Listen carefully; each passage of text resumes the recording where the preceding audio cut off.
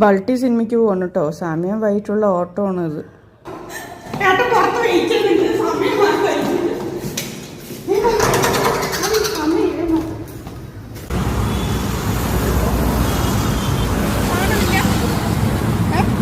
അറിയില്ല, ഓടിപ്പാഞ്ഞ് വന്നാണ്. പുറത്ത് വന്നപ്പോൾ ആളെ കാണാനില്ല.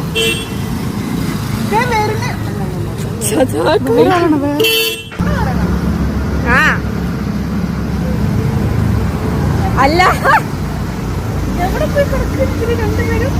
മിന്നനെയും കാണാനില്ല, ഏട്ടനെയും കാണാനില്ല. ഒന്നുകൂടെ വിളിച്ചു നോക്കി. ഇതേ ഏട്ടനും മിന്നും പതുക്കെ വരുന്നുണ്ട്. സംഭവം എന്താണെന്ന് വെച്ചാൽ ബാറ്ററി ട്രെയിനായി കാറ് സ്റ്റാർട്ട് ആവുന്നില്ല. ഇനിയിപ്പോൾ എന്താവും എന്ന് പറഞ്ഞിട്ടുള്ള അപ്പോൾ ഞാൻ ടെൻഷനായി. കാറ് സ്റ്റാർട്ട് ആവുന്നില്ല. ഇനിയിപ്പോൾ ഊബറിൽ പോകേണ്ടി വരില്ലേ? ഇറങ്ങി സിനിമയ്ക്ക് പോകണ്ടായിരുന്നു.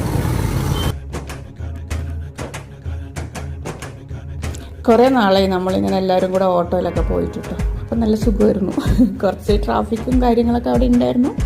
ഇത്തിരി വൈകി, എന്നാലും കുഴപ്പമില്ല, സമയത്തിന് എത്തി. അങ്ങനെ നമ്മൾ മാളുടെ മുന്നിലുള്ള തട്ടുകടയിൽ തന്നെ വണ്ടി നിർത്തി. അവിടെ നല്ല ചൂട് ദോശയും നല്ല ഓംലെറ്റൊക്കെ കഴിക്കാമെന്ന് പറഞ്ഞ് പോവുകയാണ് കേട്ടോ.